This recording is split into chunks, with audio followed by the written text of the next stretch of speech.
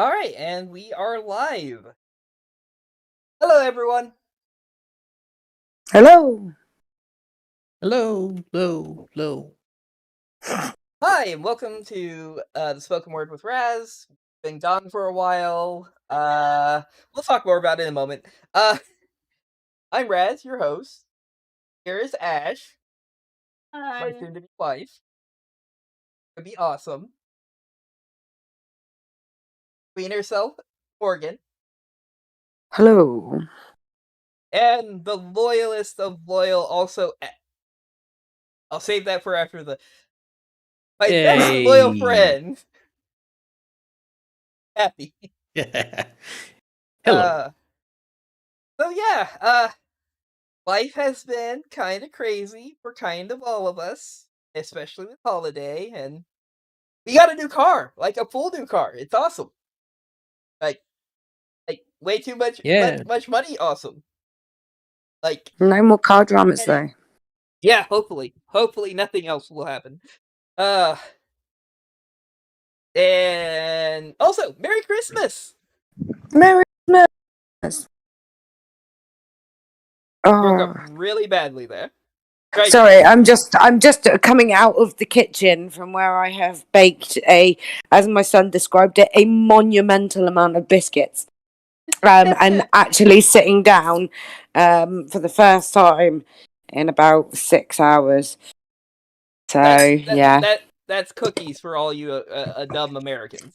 Like, Yes, of course, yeah. No, you the biscuits that you eat go with gravy. The biscuits that we have go with hot chocolate, hot cocoa or whatever you fucking call it. I don't know. Sorry, have I broken the rule already? Fuck it. no, It's we're Christmas. good. We're good. We're like 3 minutes in. We're 2 minutes in. I'm gonna assume that's okay. Yeah, that'll do. That'll have to do. Fuck it. I really need to mute everyone and like let it run for 5 minutes and then start the podcast. That's the only way that All you'll make swear it like through. sailors. We need one of those opening things. You know, it's like we'll be with you in a moment. You know what I'm talking about? Like, Oh yeah. Oh, What hold yeah, music? like a waiting like a waiting screen. thing. Yeah. Yeah. Elevator The music. drive. You are third in queue, sort of thing. Right. Alright, oh my goodness, alright, I'm almost sat down. Almost. You'll hear the sound of it. Take it. But yeah. So okay, there we go. Hi. So let's get all the news out of the way first. Yeah. So this will be the last podcast of the year.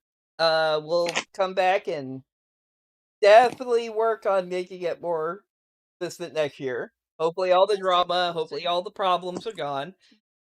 But life is life, and that's just how it is. And also, we'll be back next year with the terrible voice dubs. The team is going to be coming back, and we're going to do some little bit more popular thing. Fun. And Shits and giggles. all of them.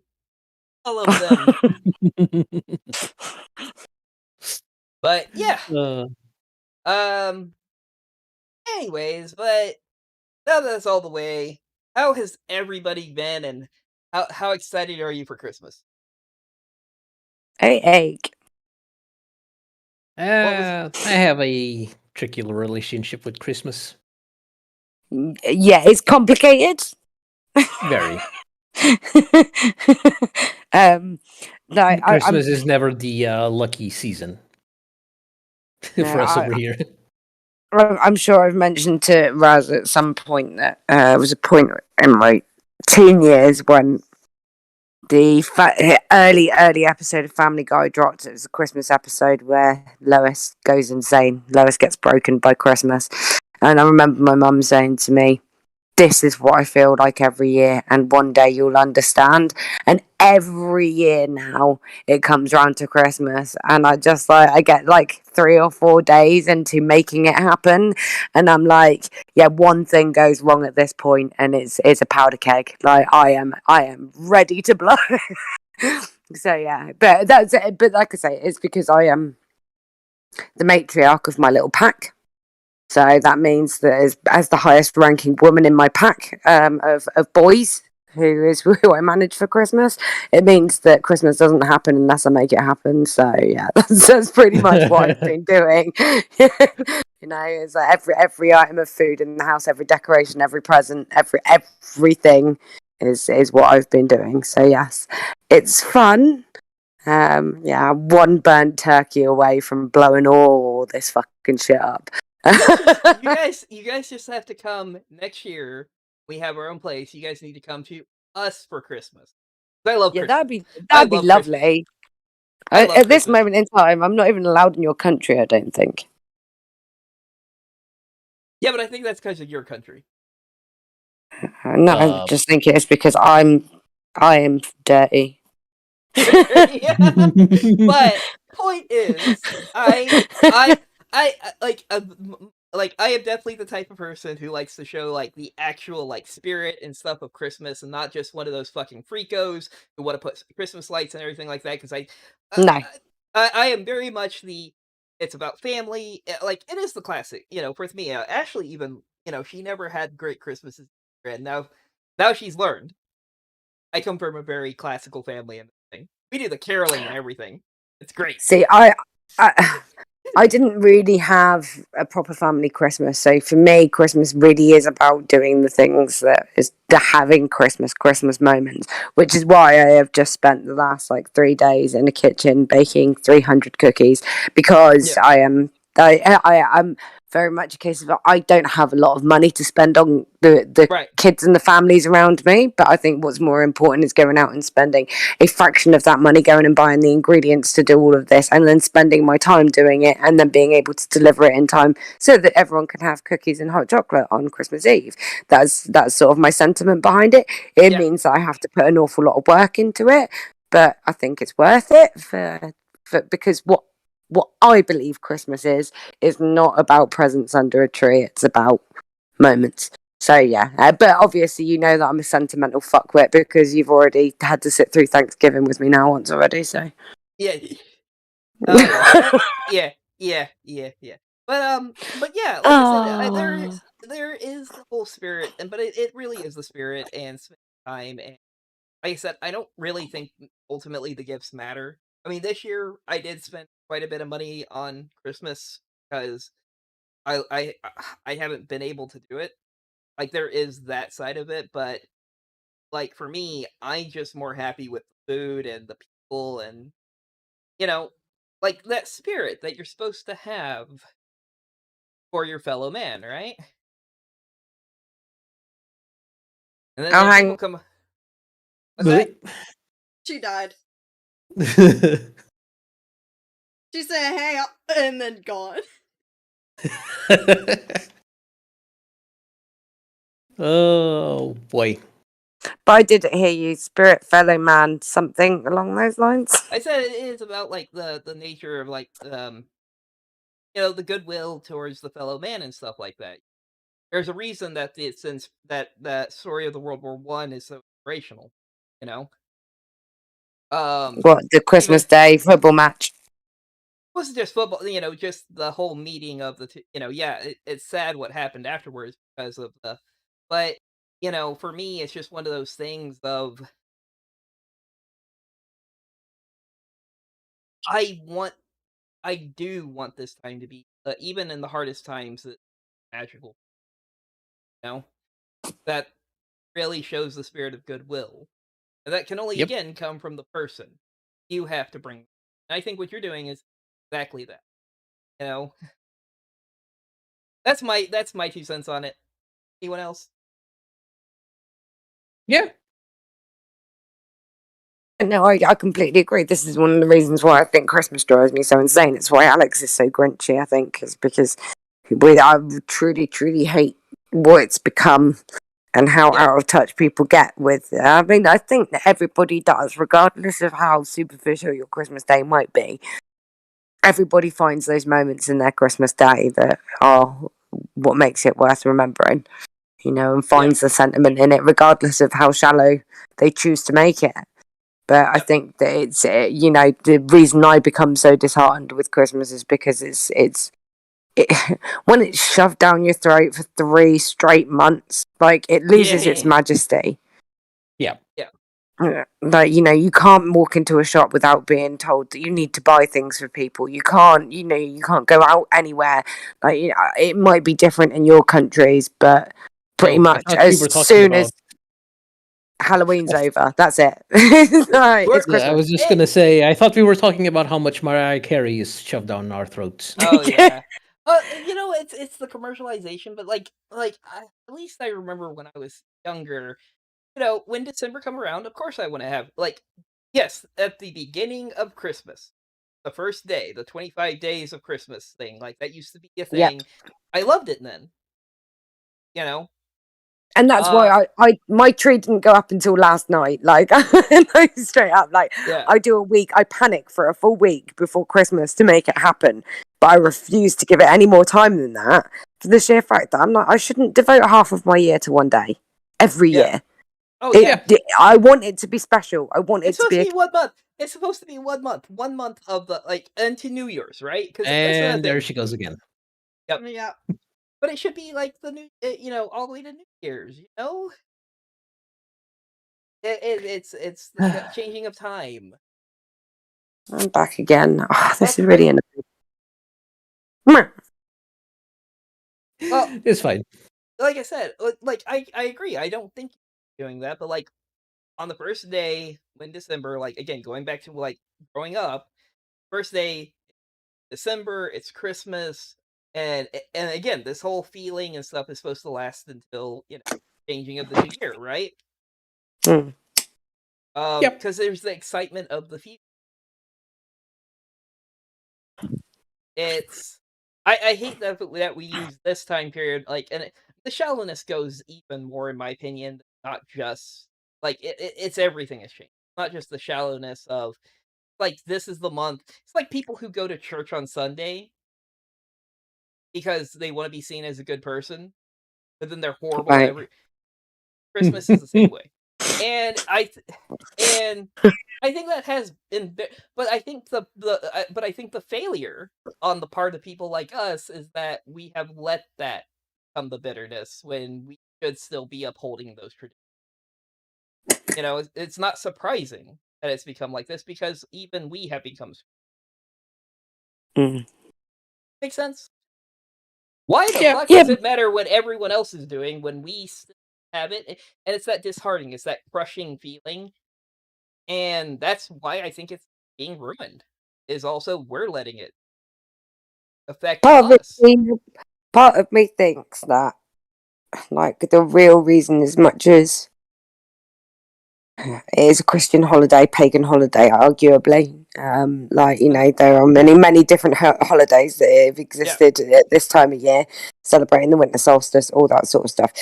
At the end of the day, I genuinely think the reason it has been so broadly adapted, and accepted by people across the board in westernized culture, is the fact that this time of year really is shit. Imagine if you didn't have Christmas to look forward to. Yeah. Imagine if you took Christmas out of this time of year and it was just work all the way through, have a couple of days off for the new year, and then go through the sort of 2-3 months coming out of January until the weather starts peaking up a bit, and it's just sort of we do live in a place where it's it's hard work getting through December and January. I think that we as a culture desperately need something, because without it, I think we naturally at this time of year start plumbing the depths and going Jesus, this existence is hard fucking work, right? I feel like we all get to that point. So if you having Christmas there, having that celebration, that reason, that to force you to turn your hand, I just think it's been hijacked because it's such a good sales opportunity. And so many people have just been bought up by the marketing. As we are on everything. So I think that's what the problem is, and we become disheartened because so many people. But like you say, and that's it. It's I'll have a whinge about it, but I'm not going to lie. Since over the last few years, like I've started really loving Christmas just because I enjoy spending time with the people that I get to spend time with at Christmas. Exactly. Yeah. Sadly, I think that you like another sad truth that I think I've come to realize is that you don't really appreciate Christmas into your you know? At least that's how I've been feeling. I know a lot of people who in their 20s hate Christmas. They don't just, you know, and I even don't for me, know. Yeah. Well, I'd say I have a reason to not like Christmas. well, yeah, everyone has their like. I know that some people the reason they don't like Christmas because tragedy and other things. Yeah. Yeah. Yeah.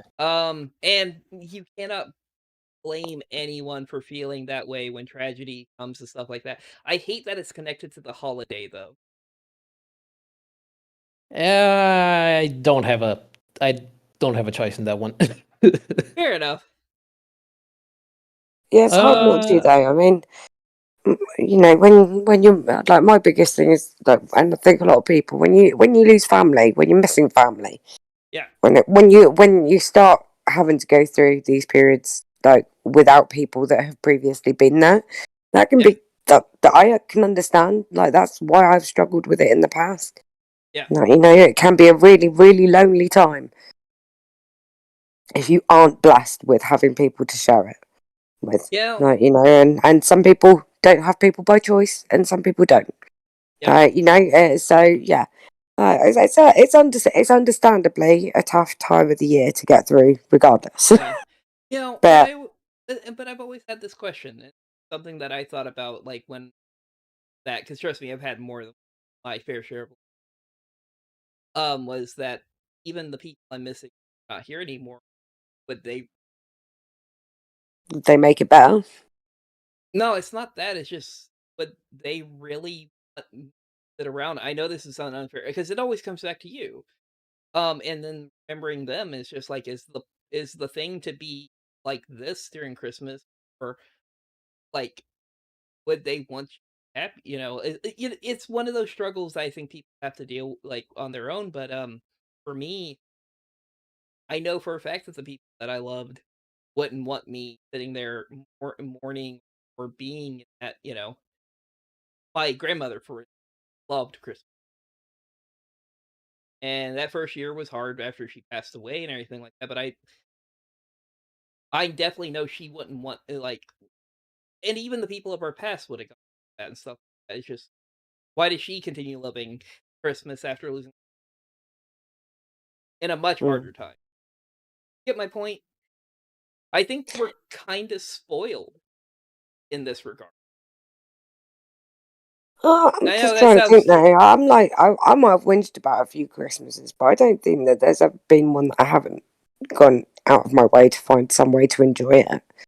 Like, I think that this is one of the things that maybe I'm just naive in thinking that like the average person might be grumpy and grouchy about Christmas, but they find their own beauty and moments in it. yeah. I think that might be yeah. I think that might be true. I think it matters a lot depending on area and stuff like that. Like I said, where like most people around where I live, um, I call it Christmas fatigue, like playing music too early and stuff like that, and Yeah. how it's become, and the fault. Like what I think, I hate the fake joy. You know, Christmas movie like Christmas Joy. for me, I treat most of December, like any other time, but try to find joy and love and present that to people. I do love this time of year. I love the fact that of getting together with my family, and I don't know, it's one of those things that I can't really fully articulate, sadly. No, I think the thing is, I love Christmas, but I love the sort of holiday period. Like, I Yeah. like Christmas being, you start settling down on Christmas Eve, and from then till New Year's Day, between you and your family, like, and your friends, you eat, you drink, you jovial, you play games, you have fun, you do all this, and then at the end of it, it's the end of it. Like, you know, Yeah. and like, you know, I start sorting my Christmas out. I might start buying presents in the last week of November. Right. Because I buy them online, so I want them to get here on time, and that's when I've got money. Right. But otherwise, no, the decorations didn't even come out of the loft until Monday evening, I want to say. I Yeah. didn't put them up till yesterday, and I'm like, that'll be it. And then 2 days after New Year's, they'll come down again. Because it's you know, you cannot, exact that, Christmas fatigue. Like, I'd not heard that term before, and nails it. Because you're just worn out. I remember, I've got friends who, like, message me, like, halfway through the year going, like, it's 26 weeks, 24 weeks till Christmas or whatever. I'm like, what is wrong with you? Right. Like, really? You've got, like, half a year of life to experience between now and then. Yeah. Enjoy every minute between now and then. You know, that's why I'm kind of glad we have Thanksgiving right before Christmas. We have something else to think about. Yeah, but Yeah. no one thinks. They do. Thanksgiving was great. I was going to say, I'd rather, as we discussed, I think I'd rather have a Thanksgiving than a Christmas. Yeah, I I like having both. trade having Christmas over here with Thanksgiving. Fair enough. And again, I don't know the cultural impact and stuff like that. Like, you know, that might also play into it a little bit too. I mean, we're not. It's not a heavily Christian culture in the UK. Yeah. No, you know. So there is very little faith in Christmas. Yeah. I don't even think necessarily. I think that's another thing that again, it's really weird being me who is a Christian, but I try to look at the things from the cultural and like the importance of it, because I don't think it's necessary for it to be Christian for the spirit of the idea of it. Again, we created Santa Claus for Yeah. Yeah. The point of the period is, even if it has the Christian value, right? I don't think that's a negative for people to live by without believing in Christianity. Christmas is the fellowship of man, the coming together in the darkest period, the winter solstice, you know, and doing right by each other. Why does that have to be connected to the religion? And that's the thing. The hate for religion has removed the spirit of man in that. So do you see where I'm coming from now? Why it's complicated? Why I just disagree so heavily with that, with tearing yourself down, because again, you don't even really need Christ to watch A Christmas Carol. Or how about Twilight Zone has this great episode of the man who wants to be Santa Claus, old bum. You ever seen it? What, the man who? Which one? He's just this old No, man. the name of the movie. What was the name? It's from the Twilight Zone. I don't remember the name of the episode. Oh, The no, Christmas I episode. don't know if I've seen it. Well, I don't know it's if a I've seen it. bag. Probably He not. gets a bag, and he what it is he's just kind of a drunk, mall Santa and stuff, and really cares about the children and stuff like that. And so he finds a bag full of things that have exactly what the kids want, what people actually want or need. And he spreads joy. I recommend watching it.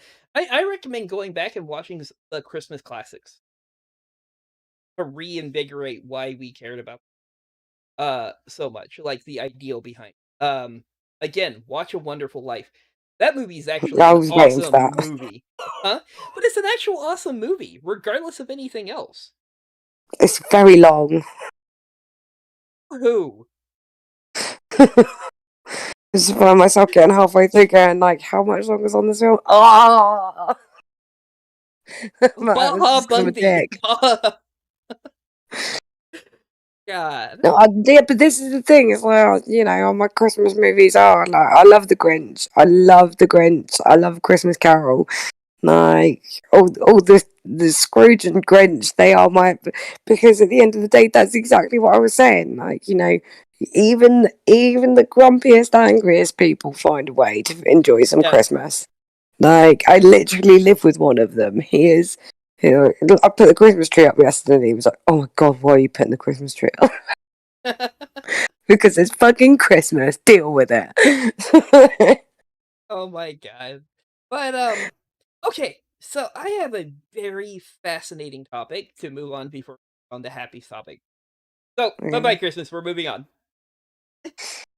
So, I have gotten told something interesting, and I went through a few different things. I think I talked to you a little bit about it, but I finally had it kind of put in context, right? I have a question. Uh, I, you guys think that yes, you can say things and stuff like that, but would you not hope that people around you would take the form of your character or give you the benefit of the doubt or good faith by how you act and act versus sometimes how you talk? Something that's I know I did not explain. Pretty recently, I have been told there has been this idea for me that I wasn't very empathetic, or that I can come off as not very.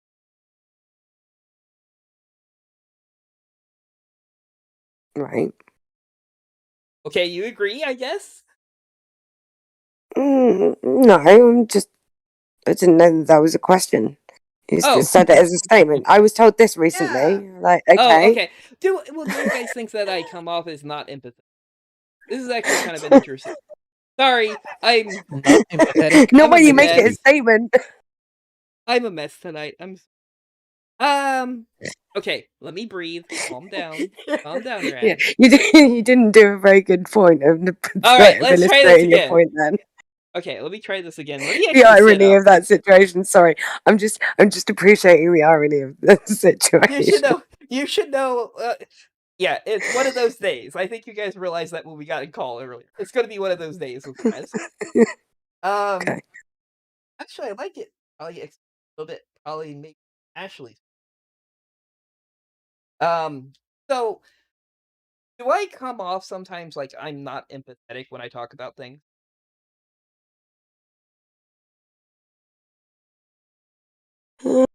No, I think you're perfectly empathetic. I know you're empathetic. I think there's something you're very. Well, you know exactly what you're saying. So if somebody's like in a state of like I don't know, like sort of maybe disturbance in themselves, and then you're like 100% strong. Maybe it can come off a little bit brash, but I don't think that there's anything about you that isn't. Yeah, you've never demonstrated anything but that to me. Okay. Um, I'm asking. Like I said, that's been something that has happened. One second, my technical difficulty. One.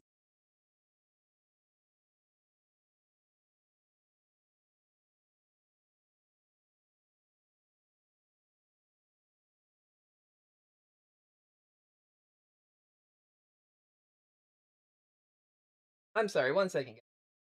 It's fine.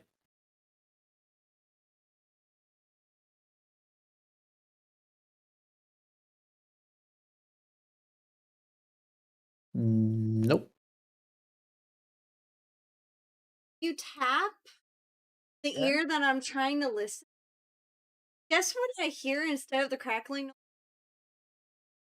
Well, that's Your bad for my tap. ear. Okay. Anyways, going on. Sorry about that, guys. Technical. Um, but yeah, I uh, kind of.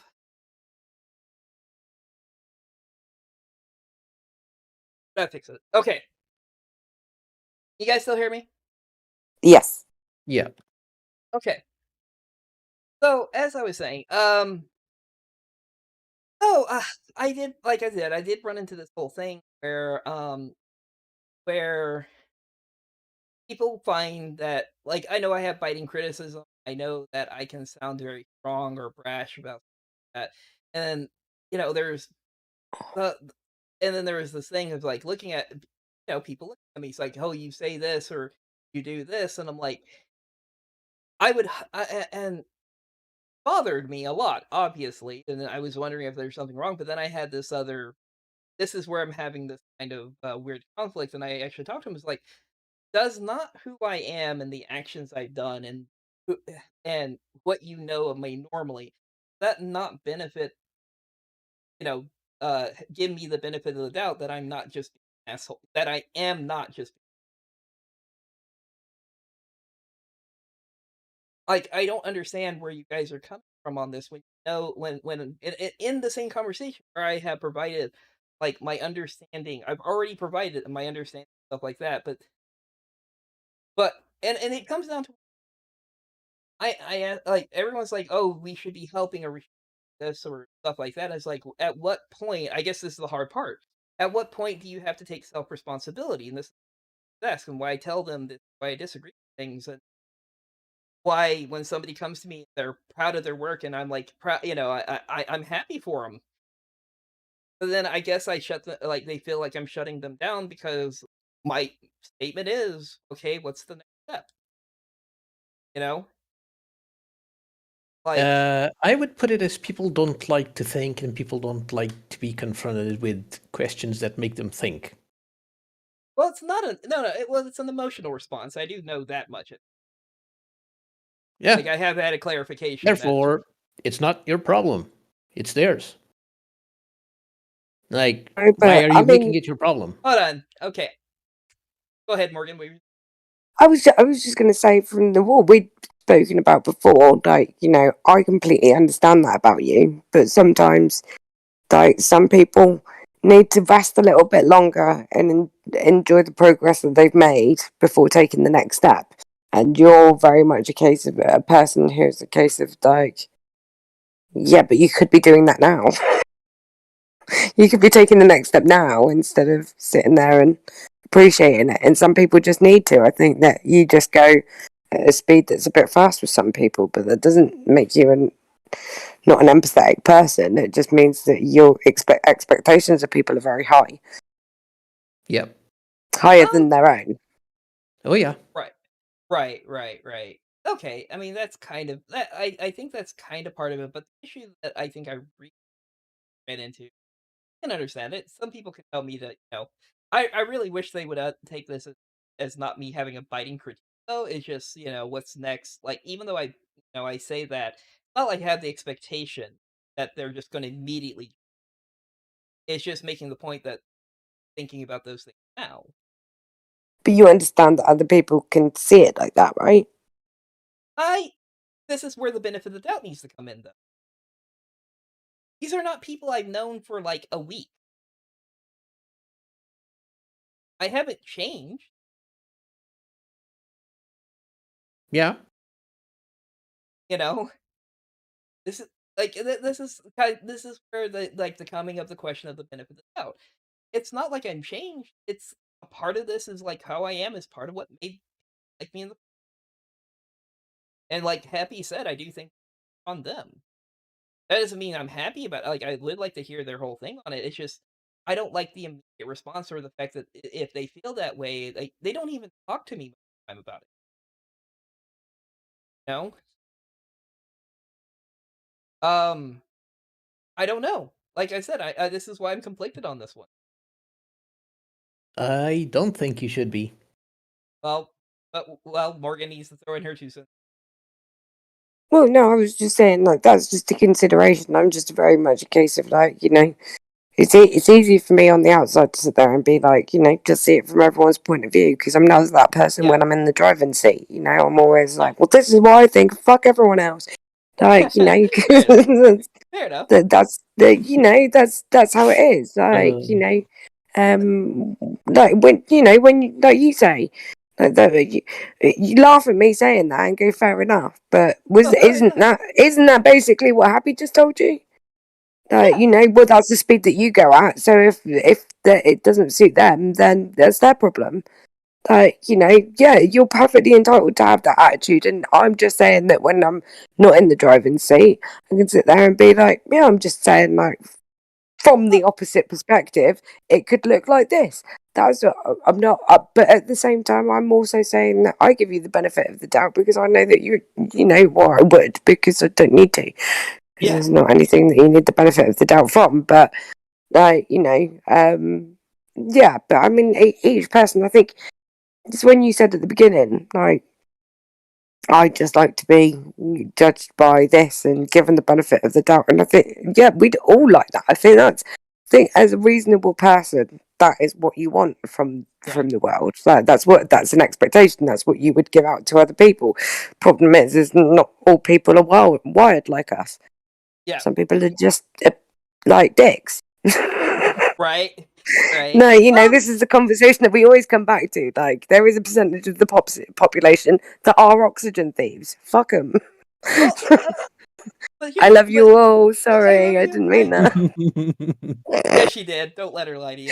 I do love you, but see, here's the thing: both of those can be true. You can love them and still think that. I'm just saying, like, no, but but the realization of what frustrates me most on it is just the simple thing of when I say something like that.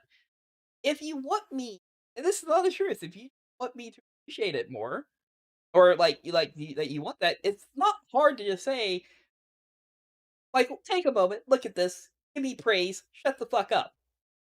And I'd be like, oh, okay, like, I understand. It's okay to actually talk to me and demand something of me. In that Most way. people don't have the balls for it.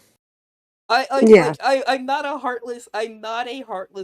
That my mindset, like, literally, I have a belief of a constant growth, yes, but like, again, it's kind of funny as I'm just some guy who's like, okay, these are the things, and do what you will. And I guess it can make some people, but it can make some people feel like what they do is not good enough, which is the opposite. I think what you did was awesome. Let's make it better. Let's grow more. I just don't. I don't see how that it makes somebody feel like I can understand the whole thing of, hey, look at this thing. Yeah, like when I hear it's not good enough, it's the whole thing of so being dismissive or littling someone. And I just don't think that's I don't want to There believe is that's what I do. just to throw it out there. There is an element of the fact that whoever said person is might be dealing with issues of not being good enough, and that is a projection of their own self-doubts onto you, not a reflection of the behavior of you towards them, but a reflection of what they're bringing to the table in terms of their own self-doubt, which is frustrating when you're the sort of person who is just like, I'm trying to weed that out of you, but it's not as easy to get past when you're the person that is afflicted by it. That's fair. Like, but again, also all points of view, like, not in the driver's seat. Well, like I said, the only thing I would ask is, if that is the case, then it's okay to tell me, Michael, shut the fuck up for 5 minutes and just bask it, give me the praise I want. I don't care about anything. Just give me this. And I realize, and because, no, I'm an idiot. Can we all agree on this? I'm an idiot. Oh, you didn't have to say it. Right? Okay, fair enough. Well, I'd put it as we're all idiots. Yeah. That's why we're in varying friends. degrees. It's on a spectrum. we're all on the spectrum. But okay, I'm done with that. Happy now. Articulate your discussion today, and I will try to keep my mouth shut long enough for you to actually. Well, let's start with what I finished reading. Okay. Yep. I finished reading the. Hold on, I need to check this because the author actually frames this in a weird way. I finished reading the third volume of the fourth part of the light novel Ascendance of a Bookworm. Okay. Which had an anime, I think, last year Sure. or so, that ended pretty much around the first part, I Okay. believe. And I consider this light novel to be one of the few isekais which is actually really well written. Okay. And the reason for that is the flaws the character has are actually built on as the story progresses. Okay. But they never disappear. Right. The main character is stupidly obsessive about her dream. Um. And it She causes has detriment. it. Say it again. It causes detriment and challenge, and it's one of the pushing forces. Yeah. One of the main reasons why she has a hard time is because, well, she wants books, but she's born in not the lowest class, but on the lower class of a medieval time. Um. She's got a weak body, which is explained later as to why it's weak. Um. And in a sense, the thing that's causing her weak body, which is also one of the reasons why she progresses onto up the ladder of society, Um. in a way, is also not like, it's not overpowered. Okay. It's a power, but it's not overpowered. Okay. But what's the trying to make? And the point is, the author actually manages to balance her progression with what she's paying for it. Okay. This is relatively spoilerish for people who haven't seen the anime, but at the end of the anime, she basically has to sort of give up her family because of what causes her weakness. Okay. But at the same time, she also progresses on her status as far as the societal ladder goes. Okay. And the writing for this is really, really good. Okay. Which I think is missing on a lot of works nowadays. Right. There might be a good story, but a lot of works have mediocre writing. Or Yes. some works have good writing, but the story is so bland. Right. And I really think we need more really good stories that actually make people think and feel a little. Right. Because as I was reading this story, like, I really do feel for this character. I mean, I feel for everybody related to her. Because everything about her is one massive series of insane Okay. situations. Okay. So I'm gonna ask again. Ask. But you gave us the whole what specifically are you asking? What like articulate sound? Not the work itself, but what is the stuff like that that worked, and how would you like that portrayed better? Because you Well, gave us a not synopsis, but you didn't actually give us anything.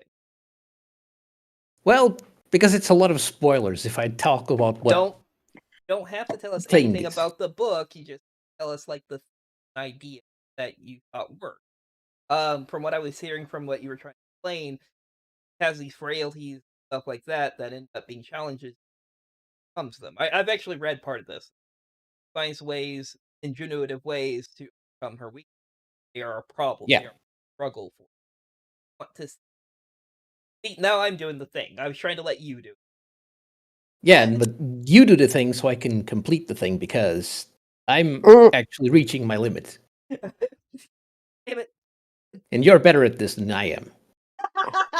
But basically, I really do like how there's a balance between the loss and the gain. Right. For a change of pace, it's not lopsided. Right. Kind of fair. I don't know. I think for me, I think when it comes to stuff like that, it's actually kind of more important and more closer to reality that oftentimes you lose more gain in the short term. Yeah. You know, That's actually something that really does happen um, in this, but right. So you're like I said, you wanting the theme of the what I think is very normal human and something that we see in a lot of older classic stories that we haven't been seeing is first off, obviously a character has to have strengths. Don't want any more of these bland, useless, that don't make yeah. any fucking sense. That doesn't mean that they can't start out with. They have to have real, right? Things that make Yeah. us care about them and flaws, and they can Yeah. have some horrendous character flaws. But seeing the growth and how they overcome those things, we like Yeah. to see struggle. We like to see Yeah. against adversity, and we don't want to see them win easy. Actually, funny enough, the more they suffer, the better the feeling is when they. We don't want too much Yeah. suffering where it becomes exhausting. Yeah, that Well, is actually one of the things that I think happens really well in this work. yeah, we like to see. Because, like, comparing the what I said about how her losing her family, Yeah. she basically becomes it kind of like a nun of sorts. Okay. Basically, a what would be the equivalent of a sort of senior nun. It's because the churches in that world basically have three kinds of people living in them. Uh-huh. There's blue robe priests, which are basically nobles that don't fit into the regular noble society for political or similar reasons. Okay. There's Is this the gray Is priests. is this a review of your light novel, or is this a No, discussion no. on I'm just okay. giving context. Okay. There's the gray priests, which are basically just attendants and the sorts. Okay. And there's the orphans. Okay. And what happens to her is that because of circumstance, she becomes the orphanage director Uh-huh. and a blue robe priest, Okay. an apprentice blue robe priest. Okay. Fair enough. But in the end, that comes at the cost of losing a fair amount of connection to her family. Right. And that's really presented in a way that really fucking hurts. Right. Even the anime Okay. itself manages to capture this really well. Right. For a change of pace, the anime is not terrible compared Right. to the light novel. Okay. But ultimately, you want there to be actual cost, and you want there Yes. to be that. What do you think, Morgan? I mean, yeah, I'm sort of listening along. It sounds like a good book series. Yeah, I mean, all story is not a story unless you've got some kind of obstacle to overcome. So that's the basis of narrative structure. I think that's why there's not enough of it. Like you say, this balance where you great struggle against great gain. There's not seemed to be enough realistic struggle in a lot of movies nowadays and a lot of stories that we're told in order to make the rewards seem worthwhile. Which is Right. like you say, these fucking stupid, pointless superheroes or pointless heroes and everything, where they're not really heroes.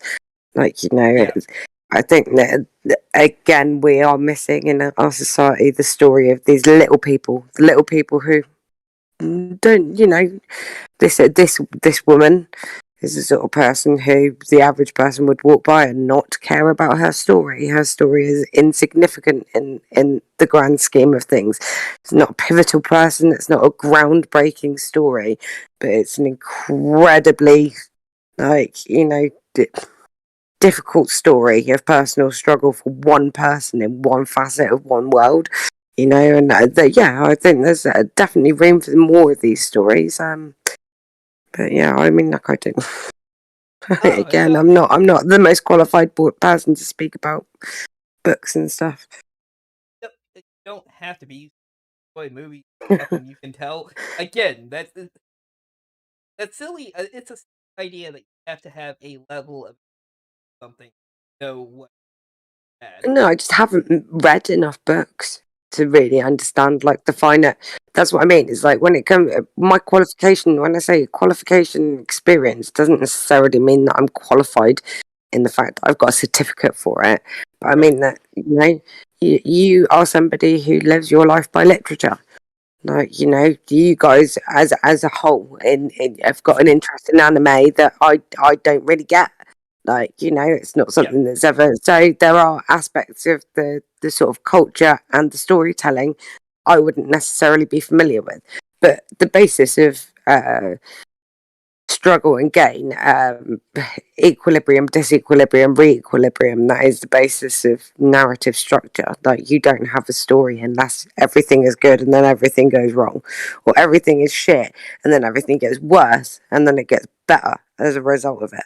Like, there has to be some kind of, and again, this is where I come back to, for me, unless you get some kind of conclusion at the end of the story, it's not a story for me. The story hasn't ended. Like, I'm a bit of a sucker for really, really, really classic narrative story structures. So outside of that, I'm not. But yeah, I definitely agree that the best stories that are out there are of fairly non-exciting things that have been made exciting by the storytelling. Yeah. Like, the lives that have been made, like brought to light, and the experiences that are brought to light that you wouldn't necessarily, it wouldn't be fed to you otherwise. So yeah. Fair. Yeah, 2 I cents. guess. Oh, that's fair. It's just funny enough. Other than like some cultural things, but pretty much humans have always been the same. From the hero story or you have the conflict, you have the flaw of the character. That plays in. You have the challenge of adversity. Like, all the best stories are and are the same in like the people, and they can be one from the very the well studied.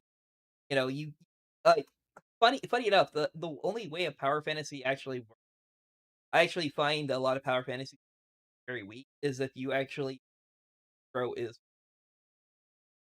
as the power. Mm. I know that doesn't make much sense because that's not your house, but I think half No, but that I think there's definitely an element of it's why 80s action movies work. suspending disbelief. Like, this is a conversation that I remember having with somebody, because I remember a guy I studied media with, who was very much like when I was obviously a big Transformers fan, and I don't give a shit what you say for all of its flaws. I loved the Michael Bay movies regardless, just because I got to see giant Transformers, like giant cars transform into giant robots. Like, it was phenomenal for me. And I remember him just being like, I just don't understand how you can like it. And he basically told me that he could not suspend his disbelief. Like, he is not the sort of person that could enjoy fantasy or science fiction or anything like that, because he just can't get to a place where he can suspend his disbelief that an alien could be real. He can suspend his disbelief that you could travel between realities, all these sorts of things. And I think that, right now we've got to a point where it's sort of like, I think it's gone too far in that direction. Like, even I, as a huge science fiction fan, would say that I think that storytelling has gone too far into the realms of the fantastic, to the point where the characters aren't believable anymore. Like you say, I actually have to suspend my disbelief when it comes to, like, associating with the character I'm seeing. Whereas when I was younger, I could stick on an old Western, like, at 2 o'clock in the afternoon, watch 10 minutes of it and be like, well, now I have to know what happens to these people. Well, and again, but Because within 10 minutes I'm hooked, within 10 minutes I'm there. I see those people, I see their struggle, and I need to know what's going on with them. I need to know what happens to them. I need to know that they're going to be all right. I don't have that same affinity with characters anymore, and I don't remember the last time, like, outside of Game of Thrones, which was obviously my be all and end all. I don't remember the last time I had a character that I was like, I feel them. I root for that person so wholeheartedly. Well, I've been told I haven't seen it yet, but I've been told the new Spider-Man does that. I know you were saying about superheroes, but I've been told that brings it back to the. I don't know much, but I'm excited about seeing that one. But the movie that did it for me recently, and it's only the first movie. I struggle with the other two, and that probably blasphemy. The John Wick did that for me. The John Wick film. Anyone else seen it? Yeah. No. I recommend watching it. It's a movie done, honestly, incredibly well. I feel I was waiting to be told off for having not seen it. Yeah, no, I know I need to see it. It's definitely on the list. I just keep going, not thinking of it when I'm looking for a film.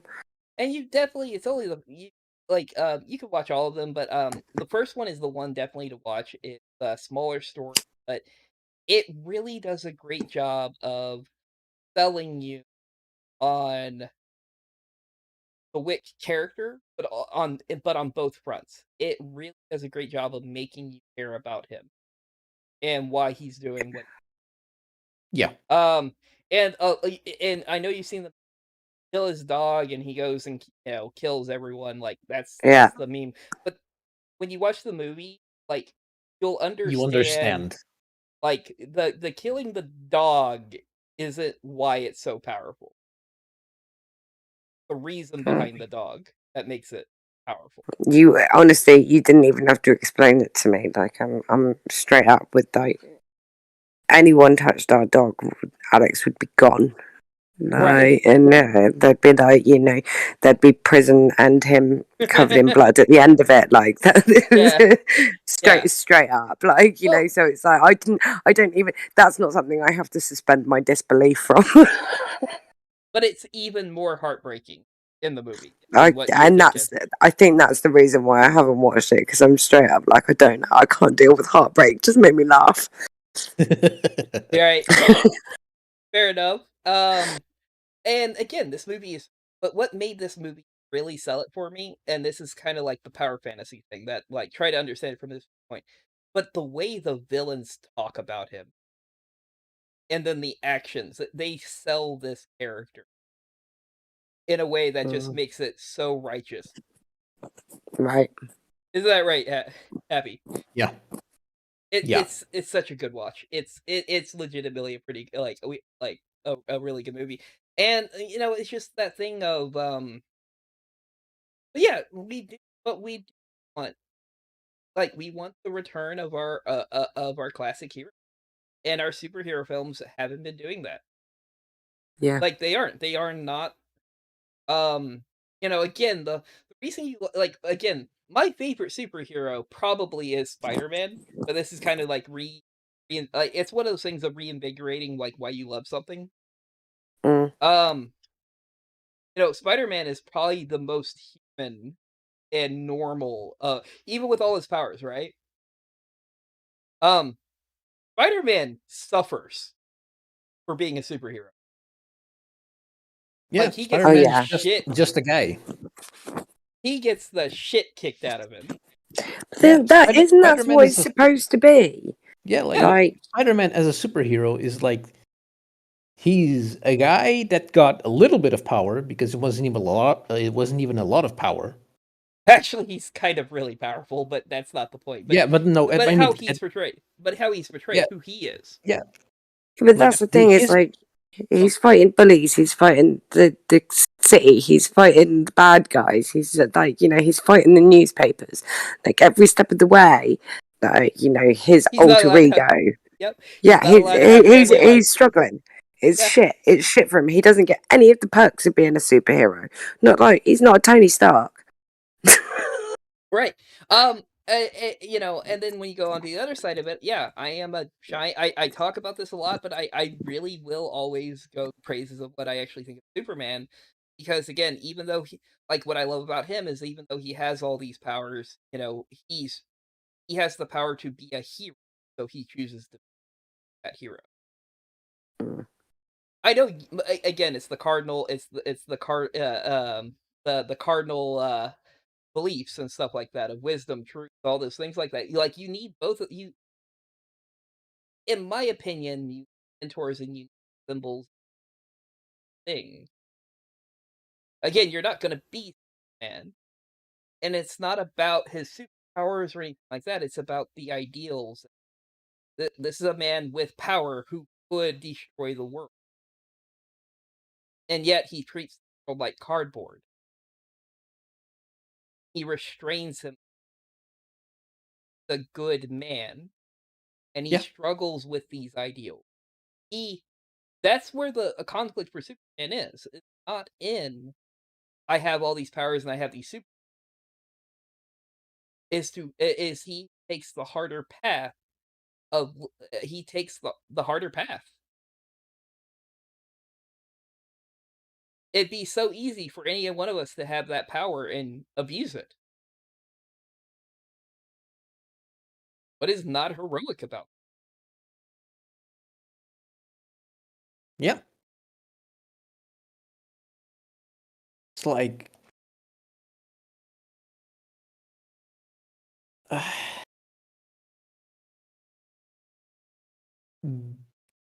kind of going back to the bookworm thing.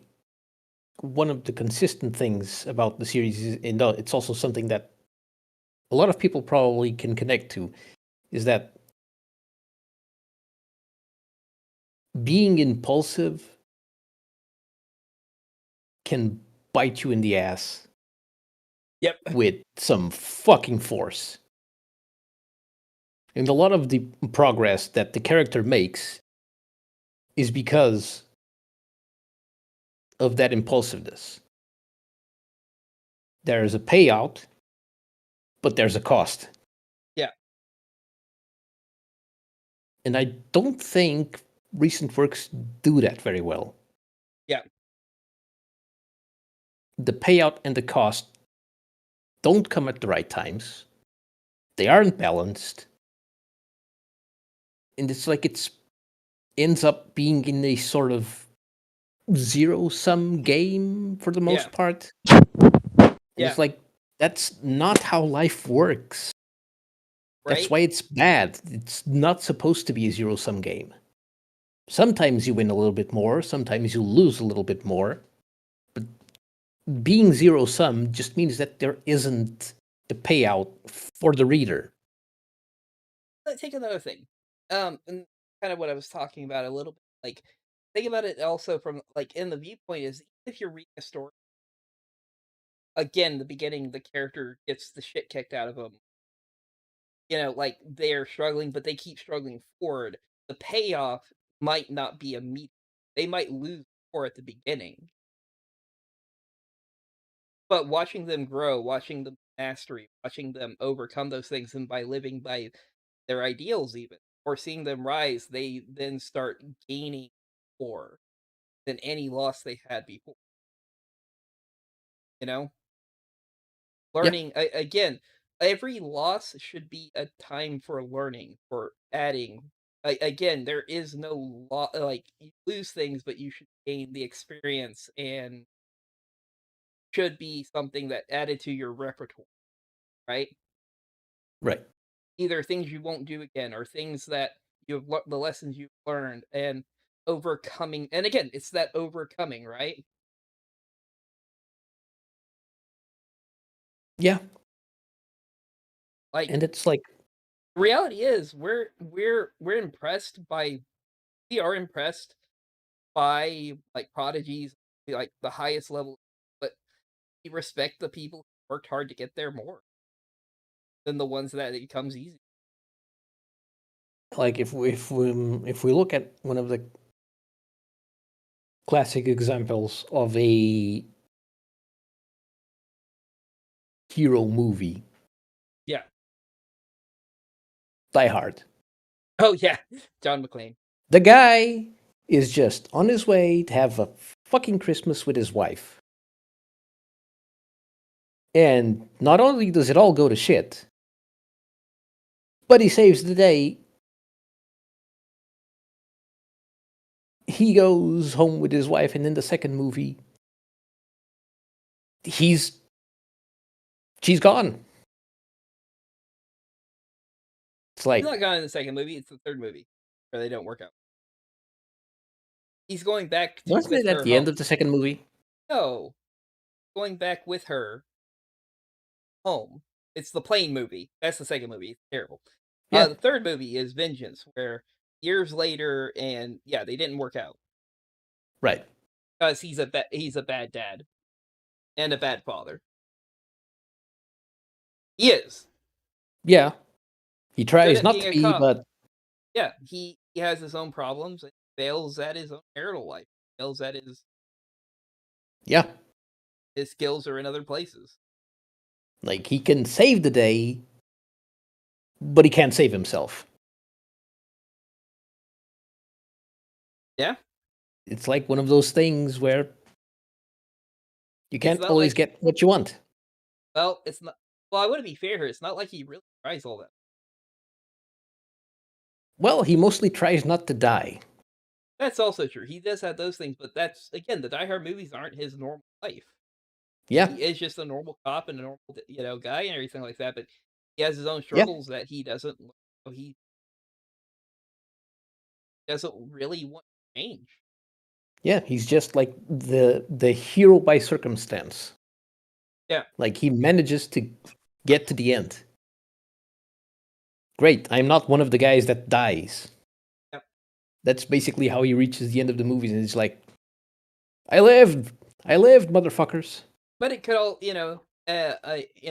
but part of that, I hear that a lot with cops though is like they have to work all. They're not home. They're not always the. But it's not even that. It's just him himself. His personality is not. He has all these things. Like that's the whole thing about that first movie too. Is he trying to be different? That's why he went out there. He is trying at the beginning of the first one, but you get the feeling that yeah, he's not going to change, and Yeah. he doesn't really have the desire to change. Yeah. So I mean, he basically But- just wants to fix the situation so he can go back to his normal life. I'm talking about his marriage with his kids. Like Yeah. he just does his job, and Nothing helps but him. granted, that might be what allows him to do what he does too. So now it's a double-edged sword. Yeah. I haven't said anything in a while, Morgan. Yeah, I'm here. Now, I was the one thing I was going to say is like, it's a little philosophical thought. Isn't every movie just a movie? story about a guy who wasn't a red shirt. Like, Pretty much. I mean, pretty much. you know, when you say like, oh, he's just the guy who managed to make it to the end of the film without dying. Like, yay! Like, isn't that every movie? Isn't every movie just about a story about a guy who managed to make it to the end of the story without dying? Sort of, but Last man on it's not top. like it's like. But yeah, no, that Die Hard was is not like Die Hard is kind of like he's neither Captain Picard or Or a Captain red Kirk, shirt. nor Yeah, he's a red shirt. It's like he's right there in the middle, and he's just like, "Holy He's- shit, I didn't just die one of the today." background guys. Yeah, Point yeah. out No, that I mean Bruce that. Willis yeah. Oh, go ahead. I again, I mean, as a movie nerd, I haven't seen so many of the movies that make people go, "How the fuck have you not seen that?" Not seen any of the Die Hards, Well, don't which watch is the newest one. surprising because I grew up like with the biggest crush on Bruce Willis. Don't watch them. They're bad. So, They're bad. I'm bad. sure Don't they are. I'm sure they are. I'm sure they're absolutely terrible. Oh, But it's I love a good because cheesy 80s movie. it's because I mean, like watching his old Die Hard movies, absolutely worth watching. Third one, Vengeance was. Second one is not necessary at all to it. But the whole thing with it is that I want to point out this is a movie that coined the everyman. He is the everyman hero. That is Yeah. what Bruce. He's supposed to be a normal guy with problems that you would see, but he survives to the end with ingenuity and and again, I love those types of characters. Mm. Not everybody needs to be the Arnold Schwarzenegger, the biggest baddest guy on the block. No. Sometimes it's just the guy who gets shit done. Yeah. And I want to point out, this is another movie that they beat the living fuck out of him.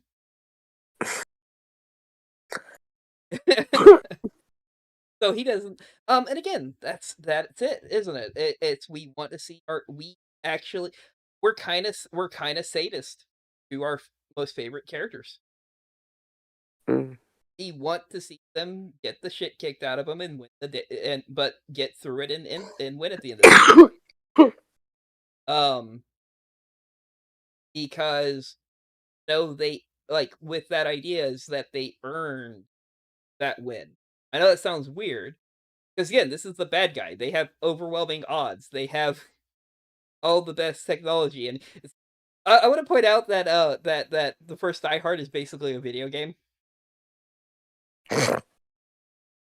Hear me out of this. Have you so you haven't seen the original Die Hard? Is that what you're telling me? No. Morgan? Yep. Fuck. I can't explain this without giving. The movie's fucking 30 years old. It's I know. 40 years old. Okay, so it starts off with him like it's great. They're in this building. Yeah, don't worry about spoiling it for me. I have Nope. seen like nearly every clip of it going. No. Yeah. Okay. So so it starts off. He's in the bathroom, curling his fucking toes because he was told it helps with jet lag to get in the carpet. Use your toes. Yeah. Fucking bad guys come in. He's stuck with a pistol. He ends up in the vents.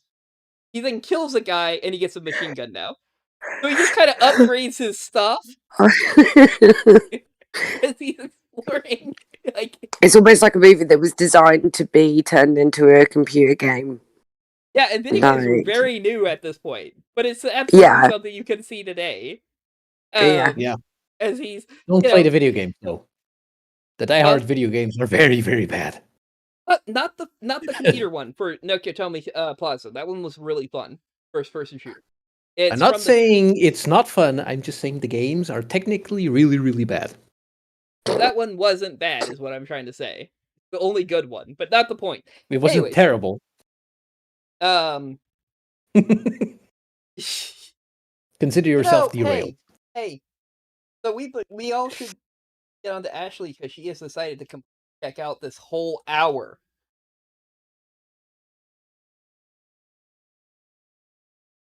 Well, Just you're had a the one next to conversation her. with Morgan. Just slap her ass or something. Die Hard. You And a lot of the things It that looks you've like been it was like talking to him about, earlier. I don't write. Yes, because you don't understand the context of a good movie or anything. Like you Ouch. don't even try.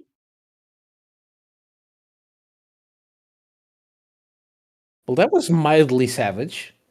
Yeah, right. Let I it be was gonna say, savage like, on a daily basis. But damn, you don't understand the context of a good movie. And it's like, shit. No, I'm saying she does. That was sarcasm. She does understand this. I was being sarcastic, trying to point out that she can join this conversation. yeah, that she Happy. doesn't Of need- course she understands it. She's been told what a good movie structure is. No. We let. Oh, now that's just mean. That's just mean. No, Wow. that's you opening yourself up for a Mean. very good trashing. Yes, because I totally tell everyone and tell her what is a good movie. This is a good movie. I must am believe it's a good sure movie. that in your many ramblings you have given her inadvertent lectures on narrative and story structure and like story composition and all of this sort of stuff without even realizing that you've done it. Probably, actually, that's very fair. But the other thing is that we just watch movies. She There does he goes, enjoy trying to run. movies. There he I goes, was like- tries to run away. I was like, it was one of those. It wasn't a jab. She lives with you. We've all had conversations with you. We know exactly what your interests are, and we also have experienced what it is to be. This is exactly why Happy was like, I'm going to tell you these bits about this book, and then you're going to repeat. You're going to explain why I like it. That's actually fair. Okay. Read the room. Read the room.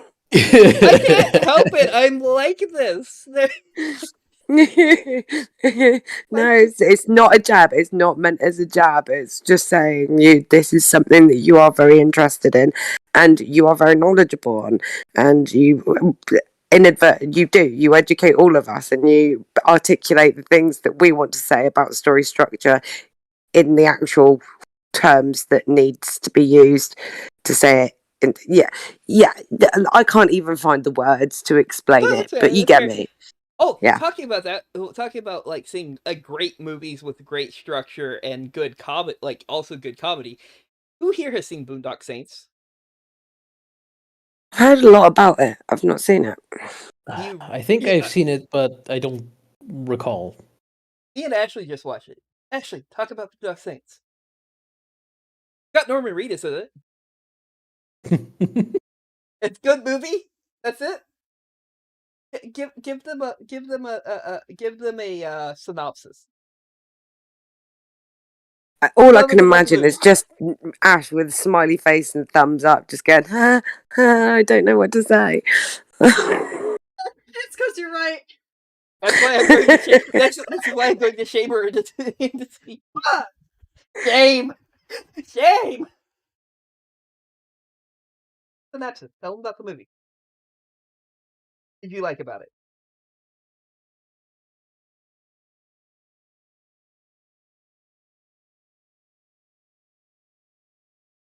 He's not the main character, but actually, Shut the fuck up. You wanted me to do synopsis. Either you're gonna interrupt me and do it yourself, go ahead. or you're gonna do it. I'm just correcting for everyone else, so you don't give them misinformation. Continue. Doing it yourself. No, go ahead. Don't worry, next William- time he starts go talking, ahead. just punch him. I'll say William mine. Dafoe, go on, carry on, as you were. So he was an incredible actor. The way that his character was written and the way that he actually did his character, he was so fucking in character. It was believable that he was the character. Get what I mean? Yeah. And Yeah. really, he made the whole fucking. So what it is there's the main characters, Uh-huh. brothers, and they're on this mission to pretty much kill bad guys without giving away too much. So the William Dafoe character, which I already forgot his name, forgot all of their names. I don't remember any of Okay. their names. Doesn't matter. He's the head detective. Go Go ahead. Head inspector, and he's having to inspect the incidents where they're killing people. And what I liked a lot about the movie was it would show him investigating the area in his own what's the word I'm looking for? Don't. That's rhetorical.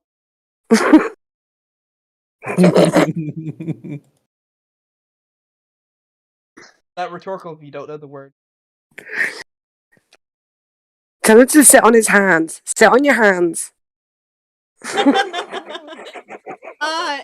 It's. I was about to make a really bad joke to find out what the word was. Eccentric. His eccentric way of investigating a crime scene. So it plays through his act of doing this, but it also shows what he's finding out. He explains what happened in the scene as it is playing for you. And what's funny is that he'll sometimes correct himself, or he'll get confused on something as we see what is actually happening. And it is amazing. So he doesn't just get everything right. It's great to see the difference. And The he's way got that the other, story's like, told.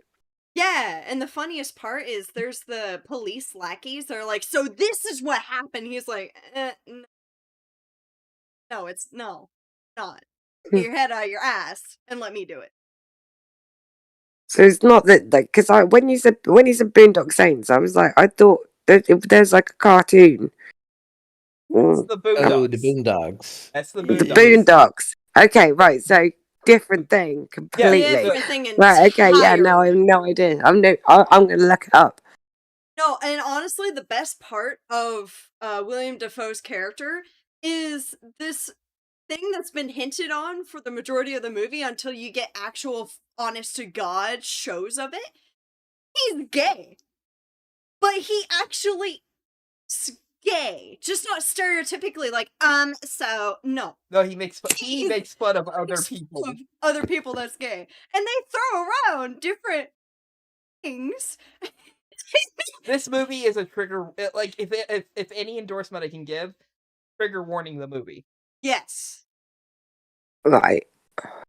It is Anything made though. pre-2010 is trigger warning the movie. Don't worry. No. This one is even in its time period trigger warning the movie. Yeah, it's pretty. Oh, it's a very honest movie. Yeah. In this way, but it's funny. It's got a little. It's about two Irish brothers who discover they have a knack for killing gangsters. Bad guys. Gangsters. They literally are gangsters.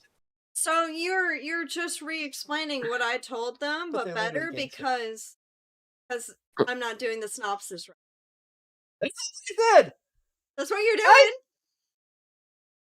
And the planks. Did you go finish? Your turn. Finish. No, I was done. Are you sure? Yeah, I'm done. Are you sure? Yeah. The movie's funny as fuck. It's like I said, it's two Irish brothers in New York who find out they have a knack for and their dumb Italian friend Rocco. Fun. He's the best character. Admit he's really the best character. Oh, as much as we can sing the praise of Willem Dafoe in that movie, who's just having a great time. Yeah. Rocco's so stupid. And it's hilarious. Shut your poor mouth. Oh my god. That's fucking insane. Yeah. Anyways, highly recommend this movie. I highly recommend this. I have been trying to get everyone to watch it recently because I hadn't seen it in a while, and me and her sat down a couple weeks and watched it. Yeah. The sequel's not bad. Yeah, we just haven't watched it yet. It's called Boondock Saints, All Saints. Haven't watched it. I just was. Maybe it's actually better than I remember. I remember not caring for it when I saw it in 2009. Anyways, that's the point. So yeah, anything else, guys? Because I think it's time to go. I'm good. 1 second. Sorry, my phone was about to die, and I just went to go grab my charger from, and it was like walking into the lion's den because Alex is asleep. So I was I like, can relate. I was like tiptoeing through, like, and then you were like, anything else to say? And I'm like, in a second. Yeah, no, I haven't got much else to say other than all the Christmas wishes and merry jovalities. Yeah. And also thank you for that really the comic interlude there of just listening to. I do love listening to you and Ash Becker. It's always welcome. fun to watch the husband and wife playfully fight. It's almost like watching like a 1950s slapstick. Why yoda? No. Oh my god. What is Literally it? that whole moment like. So these you're days? basically Let thinking the One of ladies Green these Acres. days. So you're To the basically moon. thinking Green Acres. Oh god. Yeah. I love Ash. Wonderful. Well, I mean, He's just Bringing it wonderful. back more. Hold on. What? He's wonderful. She. I There- didn't realize that Oh. I You got just my missed the breast S. privileges taken away. No, Okay. no, I'm pretty sure the mic didn't pick it up. Yeah. So, seeing as we are going to be going in a second, and I'm just curious now, and I mean, we didn't do this before, so I'm going to do it now. What is everyone's plan for Christmas? What are you guys doing? I'm entering the Nightmare Land. He's driving to see my mom. Yeah.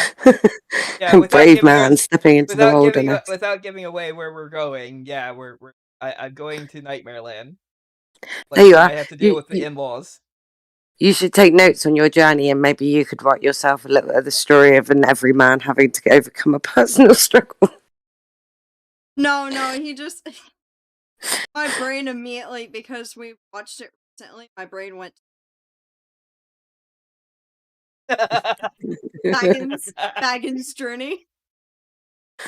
Yeah. Okay, yeah. Yeah. You're venturing basically into Mordor. Sauron's eye is on you. Okay, yeah, okay, I feel you. Her mom calls herself the Dragon Mom. Okay. Fun. Disappointment. Yeah. So yeah. I might not That come back sounds alive, fun. guys. Is she you'll be feeding you all fine. for Christmas, is she? What? Is she feeding you at Christmas? Probably not. Oh, Oh. What? I can't tell if that's a probably not from him. I'm not going to eat whatever she makes, or if it's probably not, is she's not going to feed me anything. Hold on, guys. I need what? a food taster. It's not going to be open. It's going to be Christmas. I mean, you could always buy some canned tuna. Just munch away at look it it in the up. corner. Chances are, if we actually go to my dad's Christmas thing, we're gonna have leftovers because he might make a soup that I want him to make. Because and I'm gonna bring it with me, and that's what we'll eat. Cool. Honestly, I just don't think her family's going to cook anything. No, fair enough. Oh, that's fair. Happy, what are you up to? Well, I don't think it's open. says the hours might dip. Oh my god. Also, no, I'm not driving into Chattanooga proper. Did not hear that. oh, we did. You're just doxing yourselves. I don't letting go. No. Actually, technically, we're not doxing our. Yeah, right. Yeah. All's fair. Anyway, as I'm saying, Happy, what are you doing for Christmas? I was gonna say, lacking copious amounts of drugs, I'll be playing a lot of games and trying to study some. lacking copious amounts of drugs. That sounds fun. Yeah, no, I'm just going to be essentially being Lois from that episode of Family Guy. I implore anyone to go watch it. I think it's like season 1, season 2, Christmas I know what episode. you're talking about. I know what you're talking about. She literally holds her shit together. They sell all the Christmas presents. I think they burn the house down. Like, they literally do everything that you could possibly do. And she's like, it's fine. We're going to have a wonderful Christmas. Can't ruin the spirit of Christmas. And then someone walks in and goes, Lois, the turkey's burnt. And that's it. Then they have to use tranquilizers to get her down from the top of the town Christmas tree. So, yeah, that's kind of where that's my plan for the next few days. But no, I'm hoping we've got wild boar turning up tomorrow so that I can cook that as the roast for Christmas Day, because we don't do turkey because we don't fuck tradition. I don't like dry meat, and I'm told, and I've been meaning to tell you this as well. I'm told that the way to do turkey is to deep fry it, because you Americans know how to deep fry a turkey. What the fuck? No, To be fair, no. Americans deep fry everything. Yeah, I know, there's but- places that do it, but we do not deep fry. We the whole thing of keeping it from being dry is it's slow oven, Yeah. and you now we can do the bag thing now. I don't know if you've seen that. No. The bag You thing? So you put all the flavors like that. You put it in a bag that has a little air thing in it, but it can keep it completely moist that way. But the other way is just to base it 24 while you cook. Can't leave it alone. Jesus. Right, yeah, no, that sounds like way too much effort for me. I'll stick my It's how it's always boar been. in the slow cooker, and I'll be fine. You can also do It's slow already cooker, but annoying most people enough for don't. me to just make. But you still have to go to the slow cooker and pour the liquid over it to keep. No, I'll only do it over like sort of 6 hours. Doesn't need to be Okay. in that long. Yeah, with turkey you do it for over a long period of time. Yeah, no. Yeah, I'm more of a 30 minutes cooking kind of guy. Yeah, I'll be ready to burn my kitchen down come But there was- Christmas Day there's- night. Yeah, well, I'm sorry that we actually know how to cook food here. Fuck off. No, I'm it's about not a to hang matter this of knowing fucking how to phone cook up and food. never call back. No, don't you step to my cooking. And I was just about to say, I made meatloaf last week, and I'm making it again next week. So fuck Yeah? you. How was it? It was phenomenal, and Alex is a big fan, so shut up. But still, Oh. it doesn't mean that every other meal that I make is shit. So fuck you.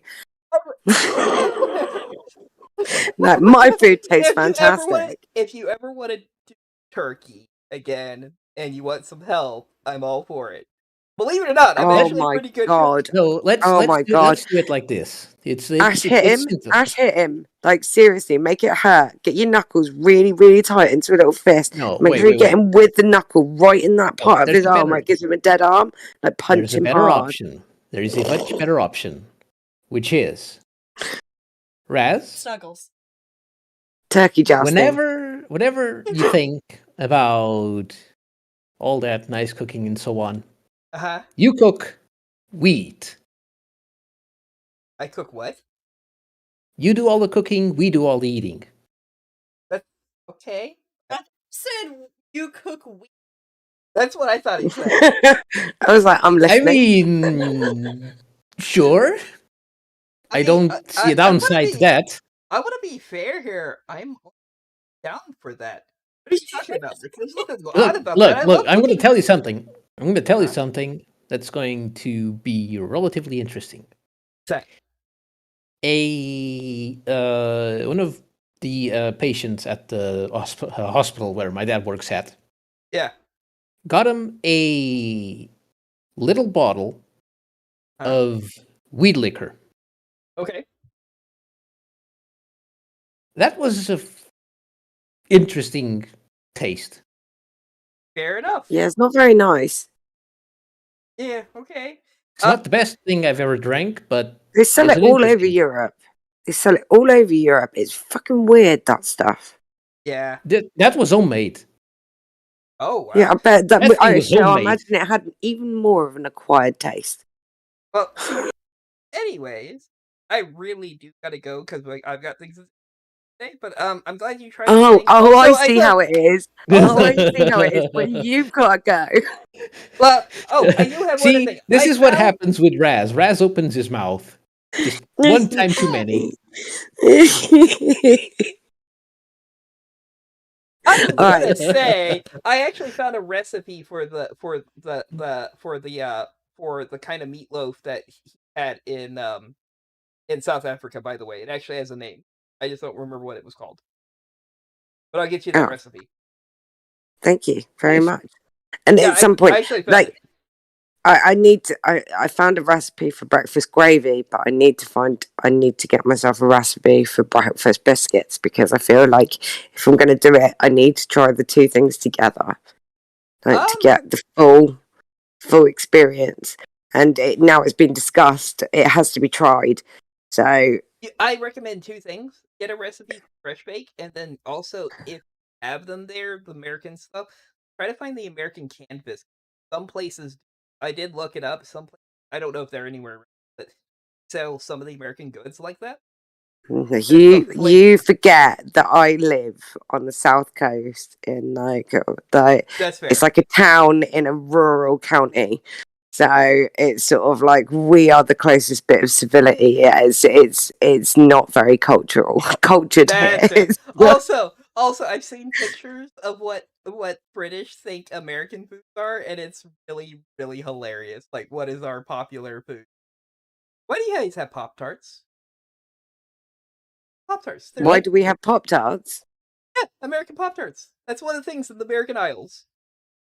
Well, I mean, they used to sell Pop-Tarts like as standard back in the early 90s, and then they stopped selling them because of the EU food laws that came in, and no, like nutrition laws. So it means that we Yeah. can't have, there's a lot of American stuff that we can't have over here, or we couldn't have until very recently, because by EU standards, it didn't meet the nutritional requirements. So Oh, we weren't. It yeah. technically wasn't allowed to be sold Oh because it was gosh, bad for us.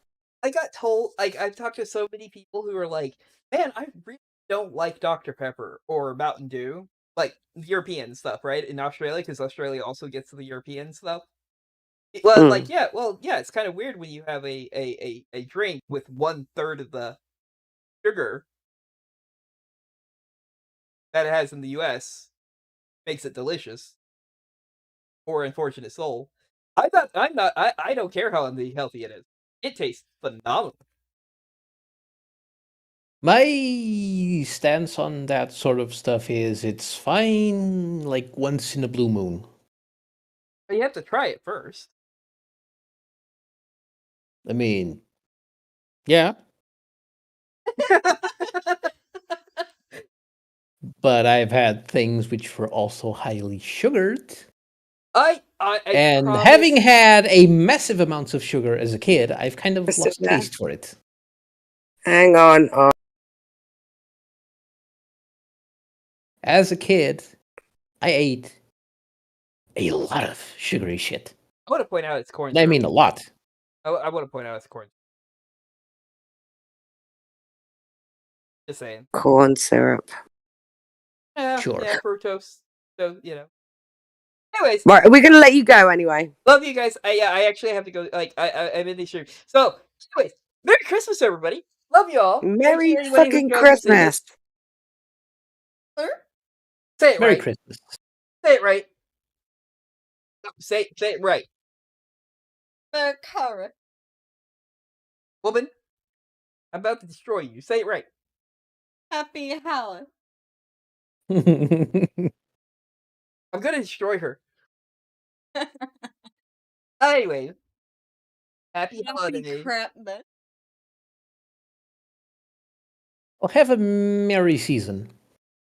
And for any on the off chance that anyone from my side of the pond is listening, I have a proper Crimbo selector. What the I'm, hell? Yeah, that one won't translate very well, but yeah. There's a whole fuck? song. There's a whole song that goes with it. It was right. On a very brief description before you go, there's a series called Bo Selector that is not allowed to be aired anymore because it's politically incorrect. It was a guy who wore masks of celebrities and did sketches, and then he brought out a song called. It was called Bo Selector, and then he brought out a song called Proper Crimbo Selector, and it was hilarious, and it was a national hit. And you guys would know nothing about it, but if you were British, you'd get that. Okay, got it. I'm going to send it to you now, and you guys are going to be like, what the fuck is this? Yes, because yeah, probably. All All right, right. anyway. Anyways, thanks to everyone who watches in the future or whatever. Hope you guys have a great also for New Year's, and we will see you again next year. Anyways, Have a everyone say good one. bye. Bye. Bye. And this is the spoken word with Bye-bye. Raz, and we are out.